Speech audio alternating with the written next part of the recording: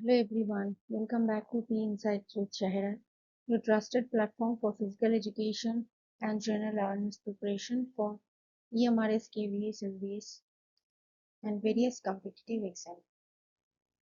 I hope आप लोगों ने सब EMRS का जो फॉर्म निकला था वो फिल कर चुके होंगे क्योंकि 23rd October is the last date. So जिन्होंने भी अभी तक नहीं किए हैं, आई रिक्वेस्ट कि the form filling immediately. So आज के वीडियो में हम डिस्कस करने वाले हैं some important general awareness MCQs जो आपके अपकमिंग एग्जाम के लिए बहुत यूजफुल होंगे. So let get started. तो ये जो एमसीक्यूज का सीरीज हम लोगों ने स्टार्ट किए हैं वो एक्चुअली जो ईएसएससी 2023 हुआ था उसका ही एमसीक्यूज है, जी जनरल अवेयरनेस के. तो इससे आप लोगों को पता चल जाएगा कि कहाँ पे आपको एम्फसाइज करना चाहिए, इम्पोर्टेंस देना चाहिए. So the first question for this session is students and teachers holistic advancements through quality education, that is SARTHAR, is an option 1 indicative and suggestive NEP implementation for the legal education. Option 2 indicative and suggestive NEP implementation plan for higher education. Option 3 indicative and suggestive NEP implementation for school education. And option 4 is indicative and suggestive NEP implementation for technical education. So the right answer for this question will be option 3, that is indicative and suggestive NEP implementation for school education. So ये जो students and teachers holistic advancement through quality education है, ये ministry of education के जो department of school education and literacy है उसके द्वारा launch किया गया था इन द ईयर 2021. ये इसका मेन फोकस क्या था? इसका मेन फोकस था स्कूल एजुकेशन के ऊपर और इसका एम क्या था? Translate NEP 2020 recommendation into actionable goals. ये एनईपी 2020 का जो रिकमेंडेशंस है उसको एक्शनेबल गोल्स में ट्रांसलेट करना और ये इंश्योर करना कि holistic development of student and teachers ये हो रहा है या नहीं. And third one that is improvement the overall quality of school education in India. ये सब इंश्योर ये एम था ये जो सार्थक प्रोग्राम था. Okay. So the next question is Johann Gutenberg developed the first non-printing press in Germany.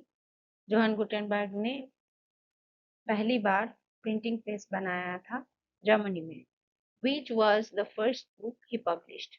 कौन सा वो बुक है जो उन्होंने फर्स्ट टाइम पब्लिश किए? First one the Magna carta, second the Republic, and third option is the Bible, and fourth one is the Odyssey. And the right answer for this question will be the Bible. Johan Gutenberg ने 15th century में Germany में printing press बनाया था. उसका सबसे पहला printed था Gutenberg Bible जो दुनिया की पहली प्रिंटेड बुक मानी जाती है. इस इन्वेंशन ने यूरोप में नॉलेज एंड एजुकेशन का जो विकास किया. सो it is considered one of the most valuable books in the history, marking the beginning of the Gutenberg Revolution and the age of printed books in Europe. So the next question. So our next question is which of the following statement is or are correct about India's state of forest report? India state of forest report जो publish किया जाता है उसके संदर्भ में नीचे दिए गए कौन से वो स्टेटमेंट सही है? You have to choose from the given option. Okay. So first statement क्या है? The first state of forest report was published in 1947. First time ये जो ISFR हुआ था, पब्लिश हुआ था, that was in 1947. Second statement में क्या बोला गया है? The report is based on biennial assessment of India's forest carried out by Forest Survey of India. So ये एनुअली नहीं होता है, ईयर में 2 बार रिपोर्ट इसका बनता है, बाइएनियल असेसमेंट होता है. So the next question, next statement is based on ISFR 2021 report. The total forest cover of the country is 21.7% of the total geographical area of the country. तो 2021 का जो रिपोर्ट था उसके हिसाब से 21.71% geographical area covered है by forest. And the last statement is the ISFR 2021 report shows a decrease of forest cover as compared to the previous assessment. So the options are: option 1 only B, C and D are correct. Option 2 B, C and D are correct. Option 3 C, B and C are correct. And option 4 is A and C are correct. So the answer for this question will be only B and C are correct, that is 3. So in the first statement it was said that fourth state of forest report was published in the year 1947, but it was actually published in the year 1987. तो first statement गलत हो गया. Second statement बोला गया था कि ये बाइएनियल assessment होता है by Forest Survey of India. So ये स्टेटमेंट करेक्ट है. ये ईयर में 2 बार ही होता है and it is also published by Forest Survey of India. Okay, so ये statement of E is correct. And C में क्या बोला गया है कि based on the ISFR 2021 report, the total forest cover is 21.71%. That is correct. Okay. And option D में बोला गया है कि ये decrease हुआ है, but it was not decreased. It is incorrect. It was actually increased of 1540 square kilometer in total forest cover compared to ISFR का जो 2020 रिपोर्ट है उसके हिसाब से ये इंक्रीज हुआ था, ना कि decrease. Okay, so the correct answer will be B and C. Let's see to the next one. इस क्वेश्चन में 2 स्टेटमेंट है, assertion एंड रीजन.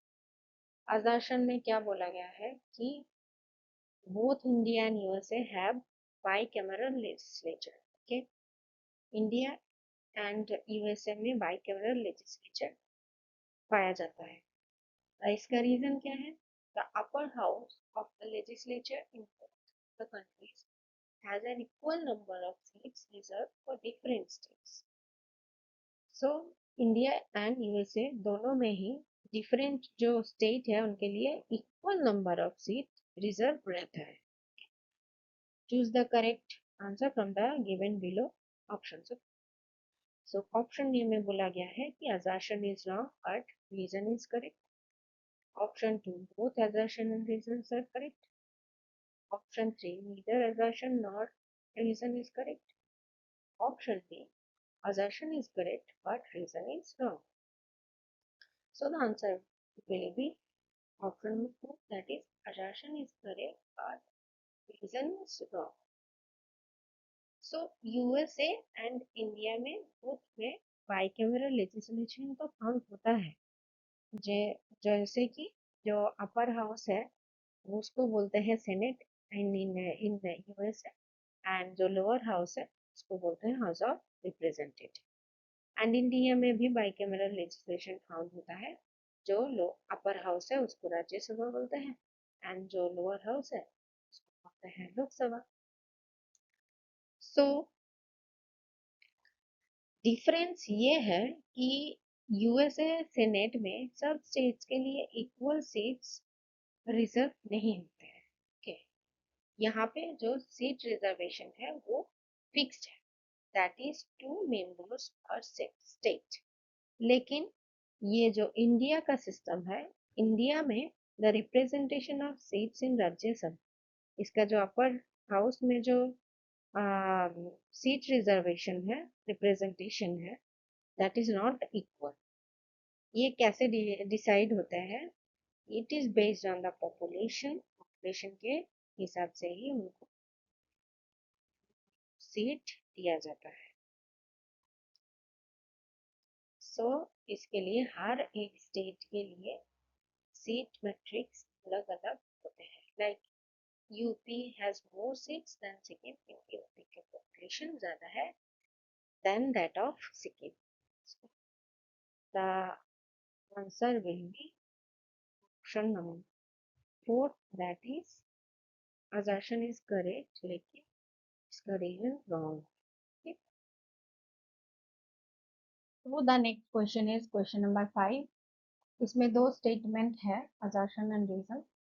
assertion में बोला गया है, as part of the major reforms to the union budget, the date of budget was advanced to 1st February for the first time from the budget for the financial year 2020। केंद्रीय budget में किए गए प्रमुख सुधारों के अंतर्गत budget की date financial year 2020 से पहली बार 1st February किया गया। Okay. Reason: the advancement of the budget date has been made to enable early completion of the budget cycle. So, budget की तिथि आगे बढ़ाने का उद्देश्य बजट साइकिल समय से पहले पूरा करना है। So, the options for these questions are: option number 1, assertion is wrong but reason is correct.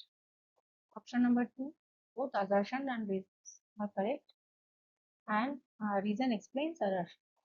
Option number 3, neither, दोनों में से कोई भी करेक्ट नहीं। ऑप्शन नंबर 4, assertion करेक्ट है but reason wrong, and the correct answer will be assertion is wrong but reason is correct।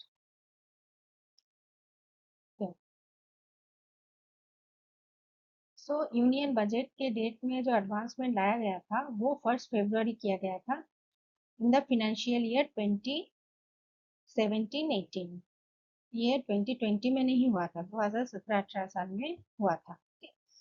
Before that, budget was presented on 28th of February और 29th in leap year में, अगर 29th last day of February होता था। Okay, and जो reason में बोला गया है, the main objective of advancing the date was to complete the entire budget process to the start of the new financial year। New financial year start होने से पहले पेश करना है। So that ministers could start implementing schemes early। So ताकि ministers जो है वो अपना स्कीम्स जल्दी इम्प्लीमेंट कर सके, इस रीजन से वो एडवांसमेंट इन बजट किया गया था in the year 2017-18। Proceed to the next question, that is question number 6। Which team won the 2023 Women's T20 World? कौन सी टीम T20 वर्ल्ड कप जीते थे इन द ईयर 2023 में? So first option is India, second option is Australia, third one is England, and fourth one is South Africa. And the correct answer will be Australia। So 2023 की जो ICC women's T20 world cup है वो south Africa के केपटन में हुआ था। So यहाँ पे विनर हुए थे ऑस्ट्रेलिया और final match south Africa and Australia के बीच में हुआ था। And this victory gave Australia their 6th ICC women's T20 world cup title. So इस जीत के साथ ऑस्ट्रेलिया को सबसे ज्यादा टाइम जीत की खिताब मिली। Next question is question number 7। Who was awarded the Sahitya Akademi Bhasha Samman 2022? Option 1 है कृष्ण भट्टाचार्य, ऑप्शन 2 चौगन सिंह, ऑप्शन 3 शशिनाथ, और option 4 is Udaynath. So the answer for this question will be Udayanath Jha. Okay. So the Sahitya Akademi Bharata Samman is given to honor the contribution to Indian languages and classical literature. Okay. और उदयनाथ झा को यह सम्मान उनकी classical और medieval literature में योगदान के लिए भी दिया गया था, specially in the eastern region of India. Okay, next question, question number 8. So Milpa, Ruka, Ladang are different names of each of the following. ये जो नेम्स है, स्पेसिफिक नेम्स है, ये कौन सी प्रकार का नेम्स है? First one, shifting cultivation. Option 2, open cast mining. Option 3, earthquake, waves. And option 4 is rainwater harvesting. So the answer for this question will be shifting cultivation. So जो milpa, रोका और लाडांग अलग अलग रीजन्स में शिफ्टिंग कल्टिवेशन का ही नाम है. जैसे कि ये milpa, milpa practice in central America, जैसे कि मेक्सिको, ग्वाटामेला, इसमें मिल्पा जो शिफ्टिंग कल्टीवेशन है उसको मिल्पा नाम से जाना जाता है. And roca, roca is the name use in Brazil, Brazil में यूज होता है. Ladang found in Malaysia and Indonesia, south east Asia में ये यूज होता है. ये एक स्लैश एंड बर्न फार्मिंग है, सिस्टम है जिसमें जमीन को कुछ साल के लिए यूज करते हैं फिर छोड़ देते हैं ताकि मिट्टी अपनी फर्टिलिटी वापस पा सके. Next question is question number 9. What do we call the process through which bacterial and fungal enzymes degrade detritus into simpler inorganic substances? उस प्रोसेस को क्या कहा जाता है जिसमें bacteria and fungal enzymes degrade the detritus into simpler inorganic substance हो जाता है. ओके, इसका फर्स्ट ऑप्शन है option number 1 bleaching, option number 2 is catabolism, option 3 is humidification and option 4 is fragmentation. The correct answer for this question will be option number 2, that is catabolism. So